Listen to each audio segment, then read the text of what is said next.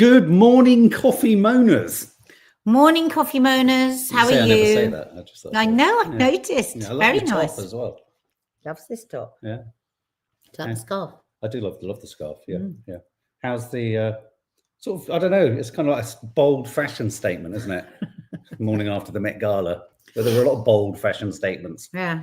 But before we go any further, if anybody knows of anyone that did do anything that was even vaguely supportive of Gaza, because we haven't found anything, we're going to talk about that, but I don't want to do anyone a disservice. So if you know of anyone that did speak up, please tell us or do anything. Maybe they put like a little bit of red, green, black on a little fingernail or something. Because let's not beat around the bush. It could be the fault of the mainstream legacy media not reporting. So if anybody's heard anything, please let us know at some point in this live. But first of all, how was your bank holiday weekend? We had a nice one. We had a productive one, actually. We got a lot done. Didn't feel well on Sunday. We're tired. We had to postpone the Sunday show. But we had a good old hangout yesterday. We did so much. We did so much stuff in the garden. We did so much stuff. We painted we just worked. It was joyful. I took up vaping. Where has this come from? I don't know, but I wouldn't put it in my mouth. No, I have done. Have you actually put it in your mouth? You've got no idea where that vape came from. I was filming something the other day, about 2 weeks ago, and I thought it was a comic move. Oh, team, the world is a strange and unsettling place. So Stuart went to York for 3 days. Morning, Deborah. Morning, Margaret. Good. Went to a May Day fair with the family. Oh, God, how wholesome. Were they doing the maypole? Rashida's 40th birthday today. What are your sing-song at the end? Oh, happy birthday, Rashida, and we will sing for you. Victoria Moore feels flat today. I think many people do. I know what you mean. It's a very weird... Dina said she's just feeling really, really flat at the moment. Yeah, Dina, I don't know if you're here, darling, if you're in the room or if you see this later. I don't know.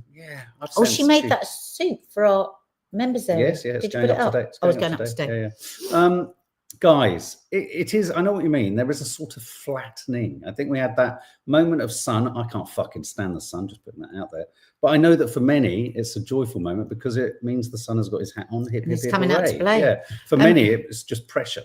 Who was there? It led us up the garden path a bit. Who was there saying that they'd gone to the garden centre? Tanya Bartlett. So tell us your most bank holiday thing that you did. Ours was definitely decorating. Mine was painting another ceiling and having backache at the end of the day. Do you want to go and get your roller? No. Show them. No, I don't. No, I'm not a child. I don't know. His roller. Oh, I see what you're saying. Yes. He did.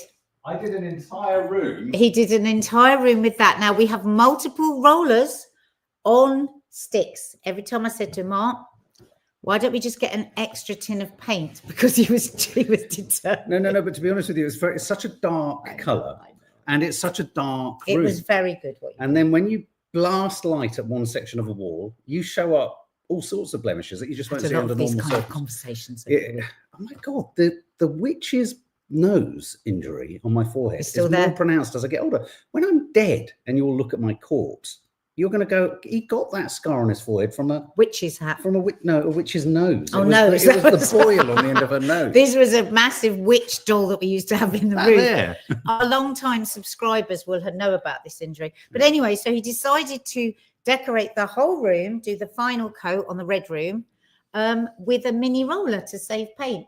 No, it wasn't to save, it was to make it go further. Well, same thing. I guess so. So guess where we've got to go today? We've got to get more paint. Yeah. And he's done his back, his shoulders, his neck. Yeah. But Nadia put a seeping... Oh, such an idiot. Kitchen bowl. Yep. What are they called? Washing bowl. A washing bowl that's got one of these twisty plugs. That isn't a twisty plug. But it wasn't plugged. And guess what? It not only made the sofa wet, but she ran in and said, it's got bleach in it. Yeah. So we'll see. Couple of plonkers, basically. We did plonker weekend. Yeah. What's anyone also before we get cracking, because we have an extraordinarily cleft down the middle kind of coffee moaning this morning. We're going to be talking about the awfulness of what is evolving. Nothing necessarily new, but a confirmation of the worst in Gaza. And then we're going to be flipping towards the Met Gala. And we kind of thought at first, maybe we should do 2 separate uploads for each thing. And then in a weird way, like Nadia said this morning, it kind of speaks to the weird schizophrenic nature of this planet at the moment, that you can have such wealth and sort of it's not even the wealth of the Met Gala, but such disconnect with the realities of what's going on in a place like Gaza. Hang on, we've got breaking news. Yeah. Zoe did a very bank holiday thing. What? She went to the new IKEA in Oxford Street. And ordered a new sofa. Woo! Zoe, it's weird. I was met with a resounding silence on the WhatsApp group when I said we must go to the new IKEA in Oxford Street. I really want to go. You and Dina saw the message and said nothing. I felt absolutely but sometimes ghosted. When I say nothing, it is because I'm doing something like you do with me. You'll often say nothing. Yeah, but neither of you said anything. Well, okay. I would like to go to the new IKEA in Oxford Circus. That's papaya. I think they taste like dandruff. You've said that before, and I just thought I'd get one for Kiki because they didn't have any ripe mangoes. So I thought, yeah, but you're allergic to them, and you and Kiki are almost identical. So that's true. I don't want to risk it. Perhaps you shouldn't try that. Okay. Anyway, so Mark got blue ticked. What does that mean? I got blue ticked. Did I get blue ticked? Lucy, mate, is it actually just like the Hunger Games? It's making me sick to my stomach. Yeah. Oh, yes. How can people be so unaware of how they are being? Absolutely. Kathy Hyde, I thought that opened months ago. IKEA. We are going to go to IKEA. We are definitely going to go. Oh, Stephanie, that's so sad. Hi, Stephanie. Oh, no. Stephanie lost her dad on Friday. He just turned 80 and had 6.5 years of supporting, caring for him with his Alzheimer's. It's been so tough.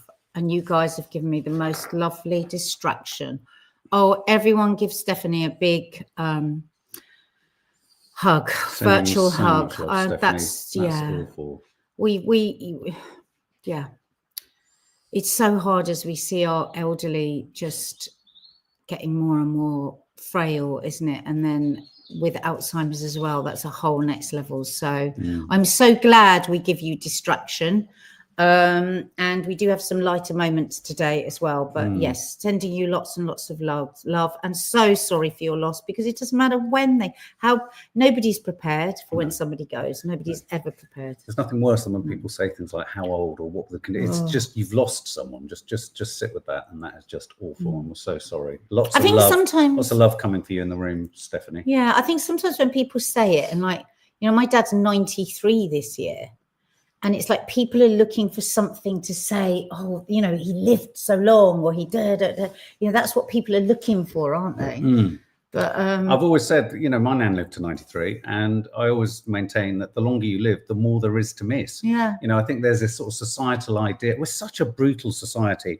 Everything is commodified. Everything is commercialized and systematized, and everything we are encouraged to rapidly move through and get over. And yes, even when you're asked to get over it in a sort of meaningful way, even well-being and wholesomeness is everything is commercialized. So just sit with where you're at. And lots of love from all of us. And Kathy Hyde, yes, I hate that's a good age. There's no good age. Well, Stephanie, your journey with Nanny Di too has been so touching. So Stephanie, Dad gave me gardening too. Oh, God. Yeah. Sending you love. Okay, well, the first subject we are going to talk about today is quite heavy. It's heavy and it's necessary, and only a couple of the papers are even carrying the story. And when I say that, I mean the not surprisingly right-wing papers such as the Tory Graph, the Telegraph, the Mail. The Times touches upon it because it likes to sort of pretend it's kind of above the rest. None of which thought it was even worth discussing anything about the illegality of the settlers. All those papers. Yeah. See how they just swerve it. Yeah. So Israel over the weekend, the cabinet passed formally the plan to occupy Gaza. Now, it's quite frustrating, and I understand why so many people on the Palestinian side of things say, but this is nothing new. We knew this is what was coming. This is what was going to be said. But yes, absolutely. But I do think that this is a significant moment, because I think that's how everything that's inferred, and then everyone sort of goes, but this is what they're suggesting. And people are like, well, maybe they won't. I think you're kind of running before you can walk, and don't jump too soon and all this kind of stuff. Well, here you've got it. Israel have planned to launch a new and expanded offensive in Gaza to retain the territory it seized. And one of the things that they've said, which is a really curious detail here, is so they're basically this is literally telegraphed to the world. We're going to take over Gaza. So anyone who had any doubt that was what they were going to do, because you remember for the first almost 15, 16 months of this conflict, if you ever suggested that Israel had plans to conquer Gaza or occupy it, you were told you were anti-Semitic. Yeah. Do you remember that? And this was about a right to defend themselves, and it wasn't about the land, and it wasn't about the oil, and it wasn't about this. And when they displaced people, it was just to keep them safe. So they moved them north, south, east, west, north, south, east, west, moving. Some people have been displaced 7, 8, 9 times. Yeah. Leaflets dropped on them. For your own safety, you must move to this area. You will then be allowed to come back to your neighborhood, and then blast the neighborhood till it's dust, till it's flat on the floor. And that's been happening now for almost 2 years. And guess what? They've given it a really kind of funky movie title. They've called this, when it starts, it's going to be called Operation Gideon's Chariots. Oh my God. So, you know, really kind of ramming home the biblical entitlement to the land and all that kind of stuff. Now, they're not going to do the Operation Gideon's Chariots until after Donald Trump's been there, because it would be a bit mucky. It's going to be a bit mucky for whilst Donald Trump's out there. So bear with us. This week we've got Donald Trump visiting Israel. Let's just hold our breath as to what absolute horrors are going to come out of their mouths. Oh, we didn't get the clip of Trump yesterday around starvation. Israeli officials are talking openly, reports The Guardian, this isn't Middle East Eye or Al Jazeera, about the displacement of Palestinians in southern Gaza and their potential voluntary displacement from the territory. Voluntary. The Israeli government has said that they will be moving huge swathes, if not nearly all of the Palestinian population, which is illegal, well, that is and this is their term, for their own safety. And it begs the question, the only thing they're really feeling threatened by is you. Now, that's not to say that there's dissatisfaction and frustration with Hamas in Gaza. That's always the quick return. Of course there is. But the most immediate threat to the lives of Gazans and West Bankians is the Israeli authorities and the Israeli army and the Israeli government. So that's the thing they need protecting from most, and they're going from the terrorizing. Yeah, they're going to section up Gaza. I mean, this is the Anschluss. This is what happened when Germany took over Austria. This is the occupation and the taking of land. Yeah, this is it's already an occupation. This is the outward statement of taking land. And because they are so emboldened now, Mark, with Trump. They are so emboldened. They've stated right from the beginning, actually, what the plan was before. And now I'm so glad that so many people have seen the Settlers documentary that now understand so much more what we're talking about. And now with Trump, who is 100% behind any brutality they choose to use. That's why now it's like absolutely stated. We're going and we're not leaving. I've got to the point where I might have to handcuff myself to the gates of Downing Street, because what has Starmer said about this? It's happened all over the weekend. I haven't heard anything. Because we have a prime minister sat in his lounge at 10 Downing Street like this, can't do anything for fear of upsetting Trump, can't do anything because now he thinks he has to do what reform does to try and win. Starmer is a spineless, hopeless excuse of a humanitarian lawyer. This is a disgrace to international humanitarian law. We were watching the other day from that lawyer that was saying he would have employed before he was prime minister, Starmer would have been employed to speak for the case for genocide. Yeah. So he knows inside out what this is, and yet he will not state it. And we have what's really chilling, and I really hate the fact that, well, I hate and like both at the same time. We were told not to suggest that Israel's policy was invasion and occupation of Gaza because it was anti-Semitic. They've proved us right. They also say that it's an anti-Semitic trope to say that Israel controls the media. Of course, that has always been a traditional anti-Semitic trope. It's not about Israel or Jewish people or Zionists controlling the media. It is about a complicit media in the West doing nothing to alter the course of history, doing nothing to interrogate, analyze, or challenge the press releases that are issued by the Israeli propaganda machine. That what the reasons are for that is anyone's guess. But, you know, in terms of just being sort of paymaster to the government, that's what it's about. So we have a press that doesn't ask any probing questions. We have a press that is reluctant, apart from The Guardian. And I'm about to read an announcement and a statement from Hamas this morning. Now, the weird thing about this is, what I'm about to, Nadia hasn't seen this. This landed about half an hour ago.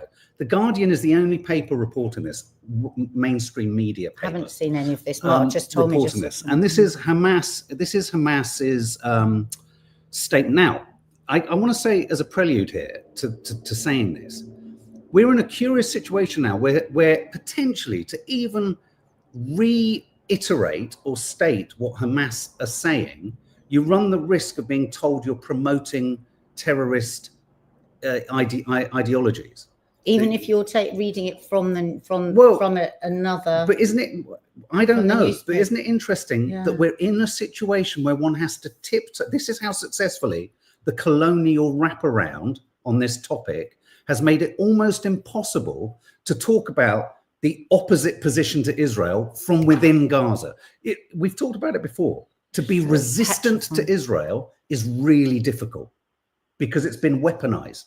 You know, we talked to you last week, didn't we, about that bill that they were trying to pass in America, and it looked like it was going to happen, where you would either get fined $1 million or possibly spend up to 20 years in prison for being any part of any boycott against Israel. Now, thank God that's been thrown out. But that's the way, that's a very scary thing, isn't it? That's free speech completely obliterated.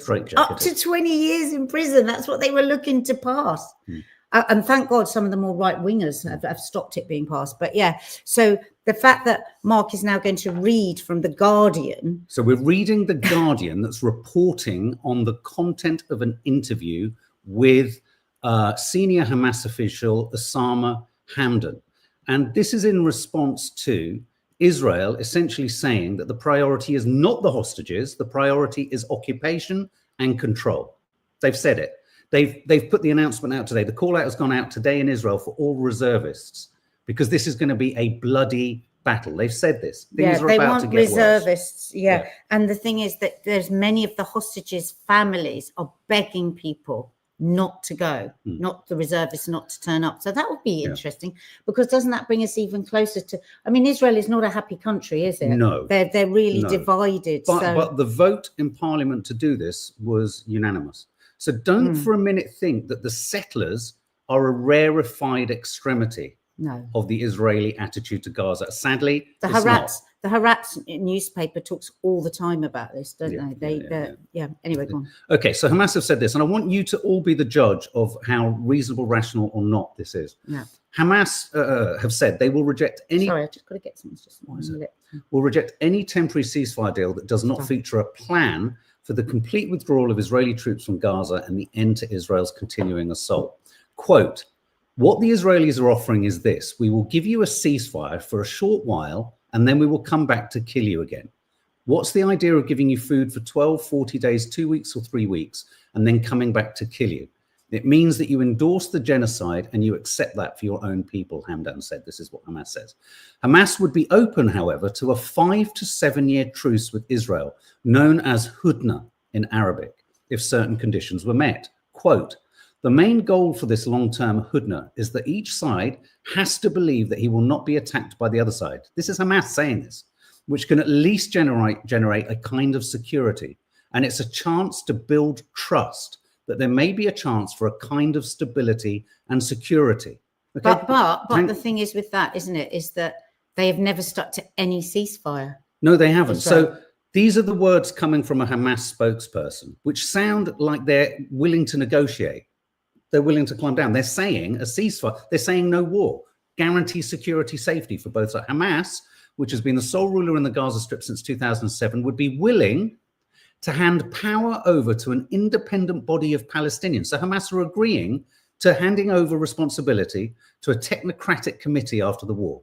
There was a suggestion from the Egyptian side, says Hamas, to have a committee of leaders, independent leaders from Gaza, to take control in Gaza for a while, and then we will go to general elections. We've said yes to this because if they were nationalists and they are working for Gaza's benefit and the people's, why not have them, says Hamas. What's the Guardian saying about this? Are they merely reporting it? And merely reporting it. And then after the final comment from the spokesman from Hamas says, Palestinians have a legal right to armed resistance. You can't talk about de-weaponizing the nation who is under occupation while they are occupied by the most powerful army in the region.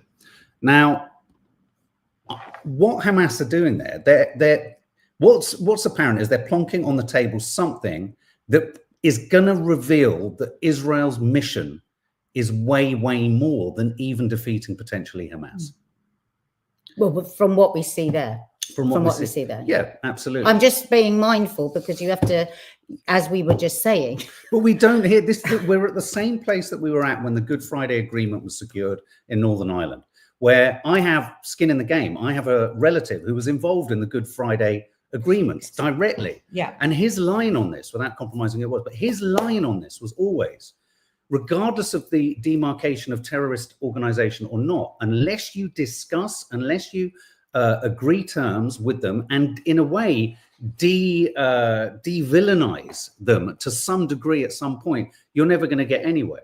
And this strikes me as one half of what could be potentially a workable system to maintain Gaza, gain security for 5 to 7 years, and move on. So what will happen now is, let's see how that's characterized by the mainstream media. How is that going to be characterized by the mainstream media here? So was that just a verbatim from Hamas? Verbatim, that is from Hamas. So this was an interview at Drop Site News, Yes. and there's no opinion from the Guardian, No, is there? There's just... It's merely a straightforward retelling of what the spokesperson for Hamas has said. Yeah. Interesting that hasn't been reported. It hasn't been reported anywhere. We'll see. It might be. It might be. I want to. Do you want to show the? There was this clip here that you wanted to show, wasn't there? What is that? The Jewish, Orthodox Jewish. Yes, this was. You sent me it. Yeah, this was last week. It was Israel Day. God, what's the name of the bloody thing? I can't remember now. Anyway, yeah, I just wanted you to watch this. It takes us on a little bit of many may not know this, may not realize this is the situation. Go on, hang on.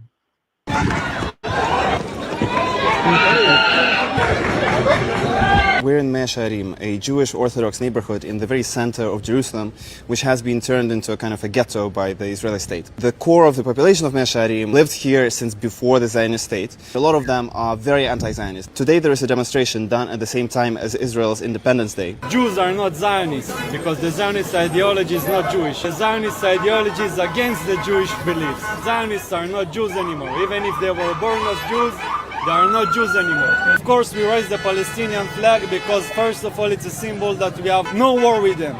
We are against the occupation that they have been going through. We are like brothers with each other. We understand that what they suffer is our suffer also. Every spilled blood that we see with them is hurting our heart, especially when it comes from the Jewish nation's name. They stole the Jewish nation's name, Israel, and we are ashamed. We are very ashamed that they do it in our name. They have owned this land. It's called Palestine. They tried to remove the Palestinian name, the Palestinian tradition. They stole the Jewish name and they steal the Palestinian land. There is no freedom here. There is no democracy like you see. We cannot declare our opinions in public. We cannot make a protest in public. And I've personally been beaten today. They just arrested a father and left his... Holy shit. Fuck. They just arrested a father and left his child in a stroller in the middle of the street alone.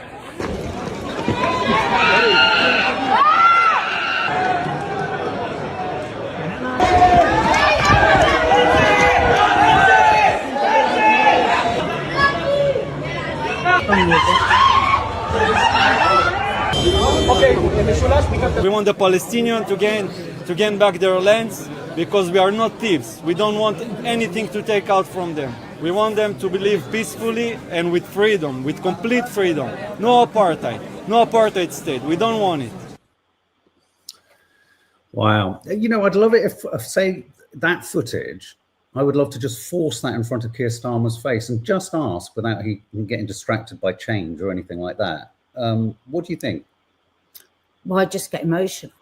I just get so emotional because people don't, because so little of this is getting out, people don't understand how many Jewish people are as torn apart inside about what's happening as us.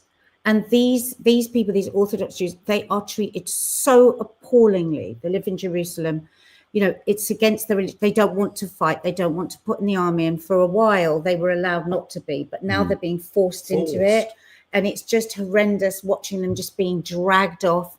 I mean, they go to prison because they refuse to fight. And what they say is that, why can't we just all live and let live? Why does there have to be this violence?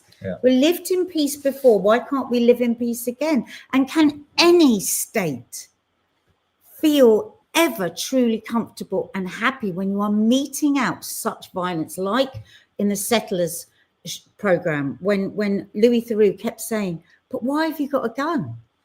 He said, well, you know, in case something's happened. Do you feel any safer fighting everybody, carrying a gun for everything? You saw people, didn't you, just in that, like going for a chat, going for a coffee, going down to the market with guns thrown across. Yeah, but the fuck up in that thinking is that the reason they say they've got the gun is for the potential of any resistance. But the only resistance they're meeting is to the fact, potentially, to, if there is resistance, is to them being there illegally. So they're provoking in being there. So they've made themselves need a gun. If they weren't there illegally, you wouldn't need a gun. A lot of people don't seem to understand that. Edmondson's comments times with you. Jewish people don't support Zionism in the same way that Muslim people don't support ISIS. Yeah, exactly. And well, the thing is, Zionism is a political ideology. And so it is okay to not agree with Zionism. It doesn't make you anti-Semitic. No, it doesn't. That's the point. And that's where it all gets messed up. And that's what America is trying to embed the two together, that to be anti-Zionist is to be anti-Jewish, which of course is madness. But I just found him just so gentle and just so moving, the way that he spoke. With that to me was a man of such faith. Because they are bullied, as he said, bullied and beaten, and yet they just, with very vulnerably, just keep saying, no, this is not for me. Standing up, brave, standing up for what they truly know is morally right. We'll get to the Met Ball next, but you know, I find that incredibly moving, and I think it'd be great to play the Juliet Stevenson. Yeah, I just want to say as well, because these people that stand up. It's Mental Health Awareness Week next week, and we're gonna obviously I'm going to do something about bipolar. I might be doing a live with the World Bipolar Organization, and one of the things we want to discuss is also, how do you deal with your mental health when you're feeling the injustices such as this that are going on in the world, and in fact how one's mental health can be under assault and besieged by these. I think sometimes, for me certainly, communicating with you guys, posting about it, and activism through social media and spreading awareness just around stuff that I don't feel is being publicized enough. And what I mean by that, you know, just going back to the report that The Guardian did just then, just reporting all sides of the conflict and all parts of the information that's being spread and stated and discussed. You know, it's really, really important that that you know, we kind of conduct our activism in that way. I find that helpful. I find that a proactive way of distracting and throwing a spotlight and being attentive to it, because there is a huge helplessness. And just the reason I'm going on a long, garbled manner here, I watch these clips and then I can't help but keeps telescoping out or coming out of it and thinking, oh my God, Starmer is going to do less and less. This government, and I know Mitchell, that you know the Tories would be no different. It doesn't bother me whether it's the Tories or the Labour or our government. Our government, our system, has systematically supported and the this fact wiping out. And because people. Trump is now in Israel this week, we are going to hear absolutely nothing, because we are absolutely petrified of making anyone move. And in the process of no one making a move, because everyone's petrified of making the wrong move, The genocide is about, I can't even believe this is going to happen, it's about to accelerate again.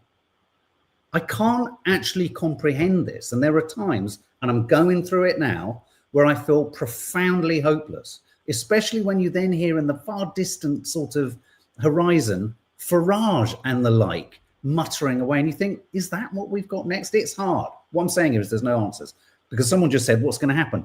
It's not going to be good. And I don't think the right people are going to push back at the right time. There's nothing. Yeah. I don't know. I want to be able to say there will be a happy ending. And I think we are all activists and peace lovers and humanitarians are obviously working to this end. But I feel less and less hopeful with each time I see the progression of the news. And for me, them stating that the Knesset have formalized this with, and this is the important bit, none of the press will tell you this, a unanimous vote from the cabinet to go into Gaza and occupy fully. And meanwhile, I mean, I just couldn't sleep last night. I was up really late just doing an Instagram post because I didn't know what to do and what to. I'm in constant contact with children, not numbers, who have their people on the ground. And it's so heartbreaking. I read you some of the messages, don't I, that I get, Mark, and the people just like begging for food. Children are just so hungry. And the report, there was a report out yesterday, 290,000 children. It could be more. Well, actually, why don't we play mine? Yeah. I'll play this. Which Juliet's doing? No, play my Instagram post. Right. It's easier. I would say to you that half of London's population of children are at risk of imminent death due to starvation. Do you think that the world would have something to say, like, would Starmer, would Trump, would Netanyahu, would Macron, Carney, Biden in the old days? Do you think any of them would say anything? Of course they would. Of course they would. Don't be ridiculous. These are children. That's the number of children, roughly 280, 290, 300, 310. The Muslim children, brown children. So the numbers can just be are at risk of imminent death due to starvation. This is the last part, isn't it, of the prep for the Gaza Riviera. Do you remember? They've told us every single thing that they were going to do. They've announced it. And here we are. It's been announced. So it's okay. It's in plain sight. Carry on watching, world. I don't think it's a coincidence that little Lord Trumpton is on his way to Israel next week. We know why. I bet this week. Let's start having a look at where the apartments are going to go. On the bones of these children. Prospecting, absolutely, 100%, because it's an incredible location. I just sent you that we could just play it from your phone. This is what he said yesterday, right? So there are 290,000 children on imminent death, right? And 3,500 5-year-olds that are definitely going to die in the next couple of days from malnutrition, from starvation, right? Never mind the adults as well. Let's just stick with the children in that hope that we can just get some heartbeats going. And this is what he says. And watch how he doesn't really even stay at the podium. Oh yeah, like another thing. Listen, watch. We're going to help the people of Gaza get some food. People are starving, and we're going to help them get some food. A lot of people are making it very, very bad. If you look, Hamas is making it impossible because they're taking everything that's brought in. But we're going to help the people of Gaza because they're being treated very badly by Hamas. Thank you very much. going to help the people of Gaza get some food. So speaking to charities, different charities, numerous non-governmental organisations, different charities, do not fall for this. Do not fall for 1 minute that there's tons of food going in and Hamas is stealing it all. It's just not true. And all the charities that are working there will say that. They've all posted about it. They've all sent multiple letters to officials. Today, Children Not Numbers are one, I think. There was an embargo on this until this morning. Of course, just watch. It's very hard to get any credible reporting, isn't it, in Gaza? Why? Oh, yeah, because there's a genocide and Israel won't let anyone get in. There are credible reports from many of the NGOs and charitable organizations and humanitarian aid organizations stating that the Israeli police, Israeli authorities are actually encouraging criminal activity within Gaza, so that it can be used as kind of propaganda to say that Hamas are basically taking all of the food. You know, the point to be clear and balanced on this, we have no way of ratifying what the situation is on the ground there. Though I would hazard a guess that if the government was put under pressure to illustrate and show us some of the surveillance footage that our airplanes are recording of the Gaza Strip for the Israelis, I think the RAF, sadly, our government is probably in possession of more facts around this than we would ever be given credence for thinking. We are doing all of the surveillance. All of our spy planes are going over again repeatedly Gaza for the Israelis. We would have a way of being able to verify this in some way, but do not just fall for this propaganda line that, you know, there's loads of food there, just a massive taken by because Hamas. I mean, this joint statement, this was an embargo until just now this morning. So this is 55 organizations who are operating in Israel and the occupied territory, calling for urgent action from the international community against new Israeli registration rules for international NGOs. They don't want anybody giving them any kind of support. They say, now you see when Trump said, we're going to get some food to those there. Palestinian, terrible out there. So what they're wanting is private American organizations to be in charge of food. Make no bones about it. This is to shut up the international community. All the charities are saying it's an outrage. It has to be up to humanitarian and charities to let the food come in and let them distribute. It's very worrying, this next bit. It really is such a slow and horrible and painful death, starvation. Just to say, 5 minutes ago, France's Foreign Minister Jean-Noël Barrot has called Israel's plan for an expanded offensive in Gaza unacceptable. Oh, well, that's a big heavy word. Was in violation of humanitarian law. Well, so what are we going to do about it? Right. Barrot was also quoted in an interview with France's RTL radio as saying that Paris was working towards the recognition of a Palestinian state. Oh, for God's sake, listen, world. You can't keep saying you're concerned. We're talking about hundreds of thousands of children are going to die in front of our faces. And we are still using words like unacceptable. Please, for the love of God, a man with a warrant out for his arrest by the International Court of Justice for War Crimes has stated, they have stated what they're going to do. And you're saying, it's unacceptable. Our government is saying, fuck all, nothing. Meachid makes the point, pointless calling for a two-state solution when Israel has completely fucking stopped that possibility. We're way past that. At the moment, can we get the food in? Because children are in agony. I get sent videos that I will not post.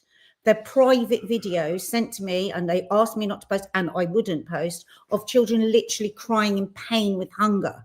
And you want to say unacceptable. I mean, at least he said something.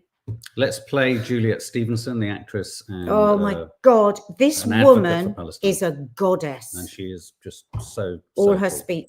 The degree of human suffering is beyond anything I've ever witnessed. I've never seen anything like this. There's a kind of global sadism going on, that people are watching this, the bombardment, the fires, the burning, the bombs, the starvation, the disease, the bombing of hospitals and the entire infrastructure, the withholding of aid, And the world, by and large, with some very, very honourable exceptions in countries who are not, but our country, America, much of Europe is just standing, watching this and turning away. And we are in this country still selling parts of F-35 jets, which are the planes that are used to bomb Gaza, and nothing seems to be able to persuade our Prime Minister to stop doing that. Like a lot of people, I feel desperate about it. Desperate about it.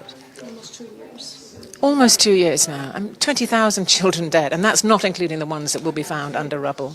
I mean, what has to happen before people see this as the most extreme humanitarian disaster of our time, and stand up and call out for this to stop? I don't want to go to prison, but I won't stop. I won't stop going to demonstrations. I won't stop talking about Gaza or Palestine because of this. I have to believe that we have the right to free speech in this country. I have to go on believing that. Do you think actors should be using their platforms? Quite a good line to move into the Met, Carla. I just don't know whether it feels not right. I wonder whether we should do it as a separate... Well, maybe we just talk about how can nobody say anything? I don't understand it. I just don't understand it. Why would you not? What is going to happen? What are you going to lose? You've got so much. When you've got so much, and you know what you'll gain? You'll gain dignity. And you will gain millions upon millions of people from around the world that will hold you up for being brave enough to bloody say something. Not even a pin. Was there not even one pin? Does anybody seen anything that anyone's done? No. Global sadism. It is. I mean, I've always. Do you remember how many years ago when Trump first came in? I said, I'm really. Do you remember? I mean, I'm only saying this because I said I worry a neo-barbarism is creeping into the world, a sort of new barbarism, and because when we just don't care, when we just go, oh God, it's just felt for so long an increasing lack of engagement. Still getting people going, oh, isn't that all sorted out now? Oh God, is that still going on? It's really quite stressful. And I think Farida, you mentioned a phrase up there when we were talking about the mental health implications. It is psychological warfare on those in the West, anywhere in the world, who opposes what's going on or is angst ridden or upset. The psychological warfare, and I would say that I hope and I wish, my worry about saying history will judge is that I am so scared of where these leaders and these countries are taking us.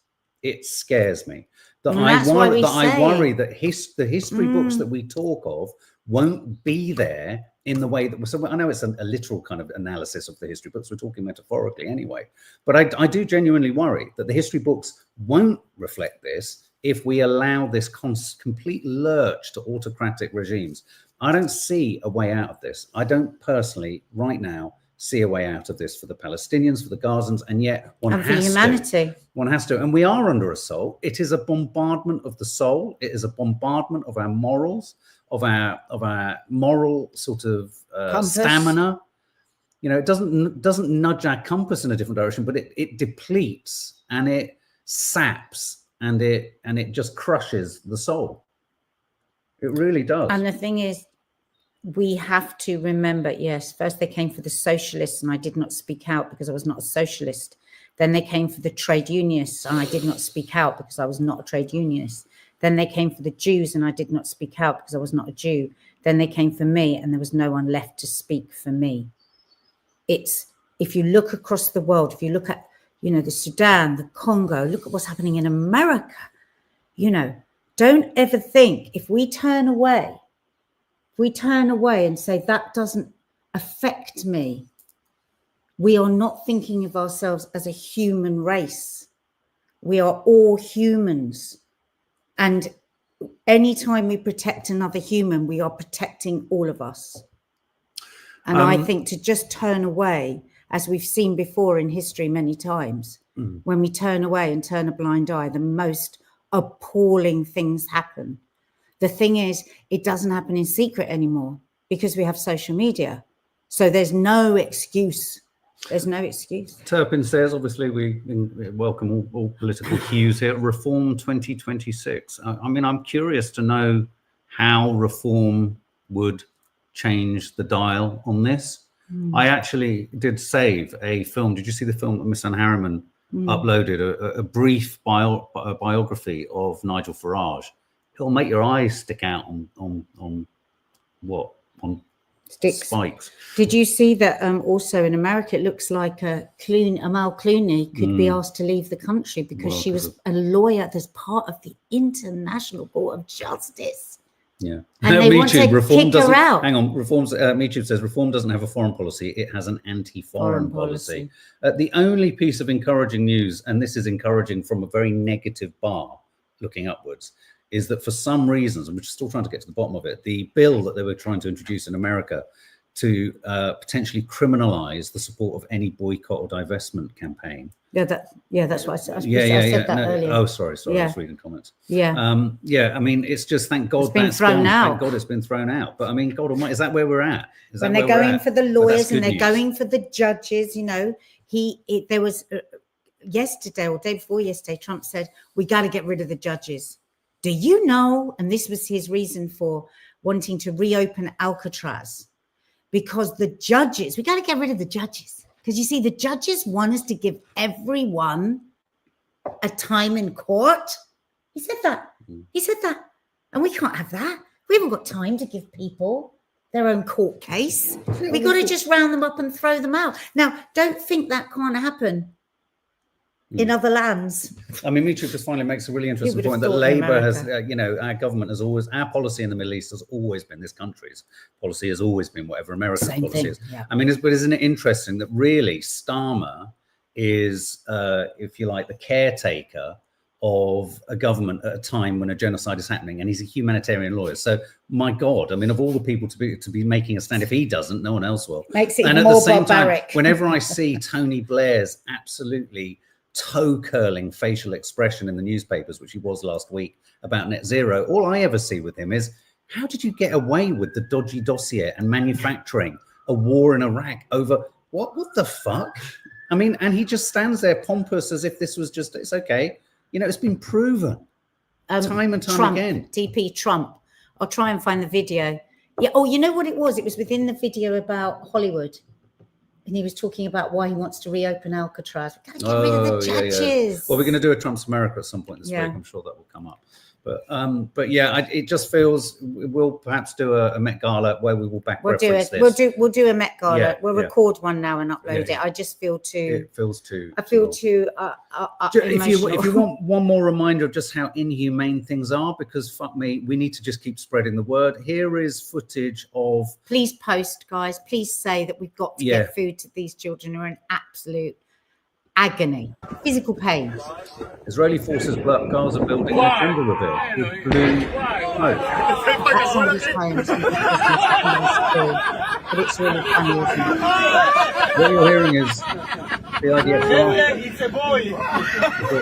they're using explosives on a building of a home of a Gazan to reveal the gender of their baby. Why?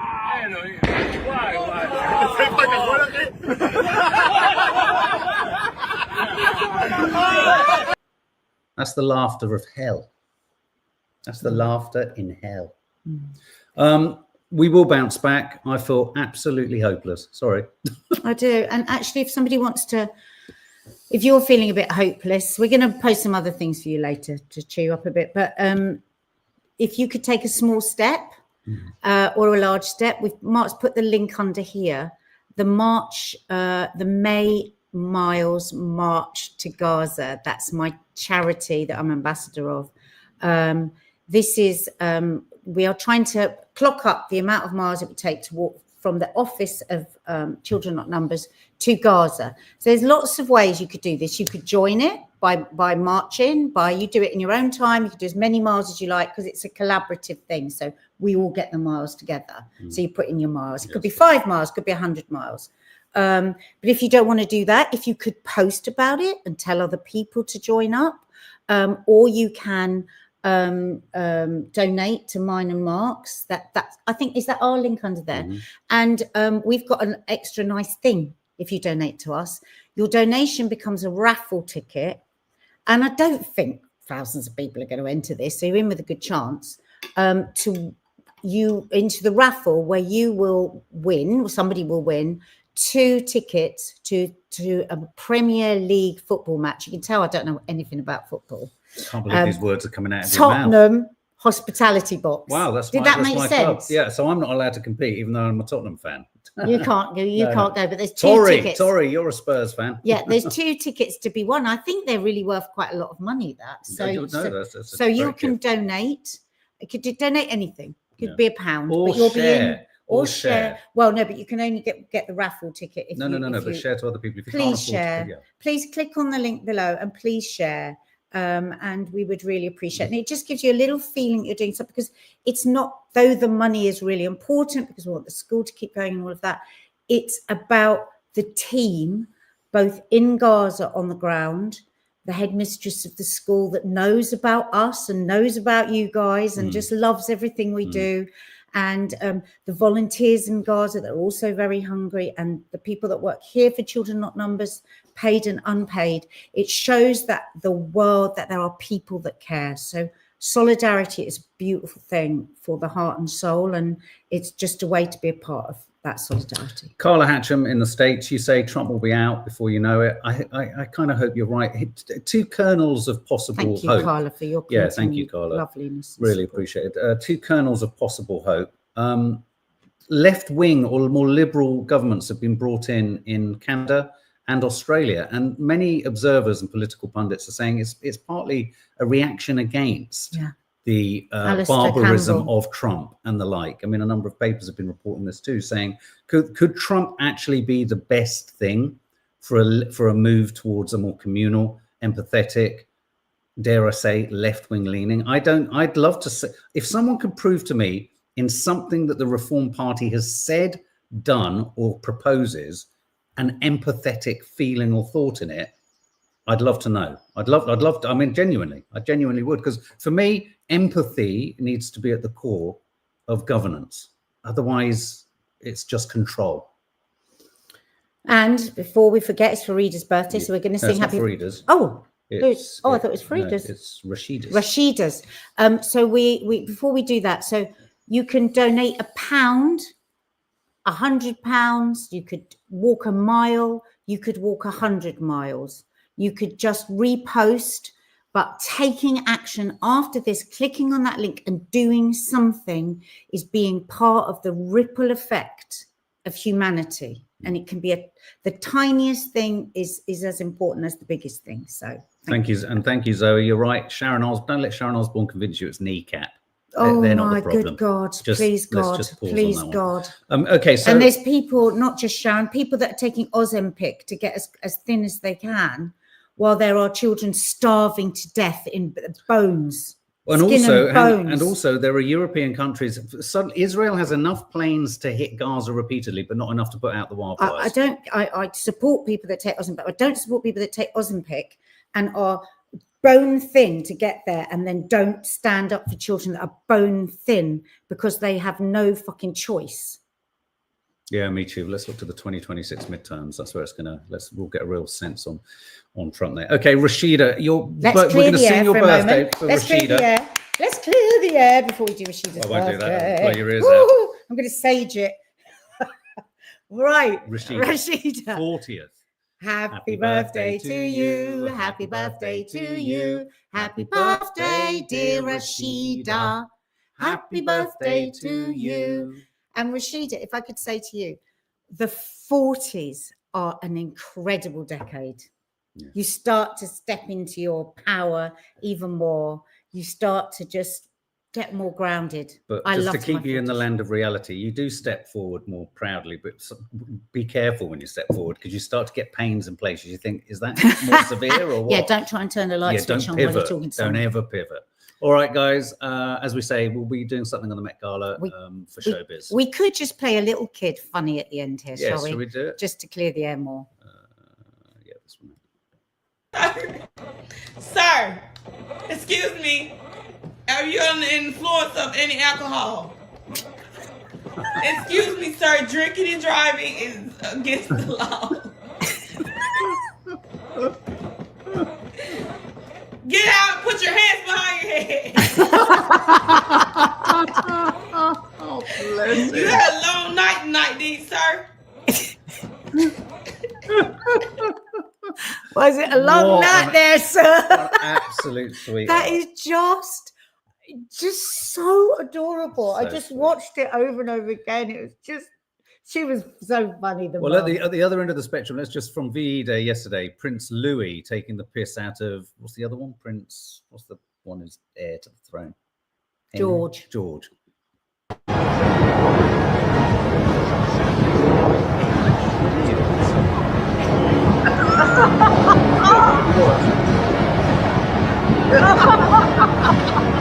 I love my mum.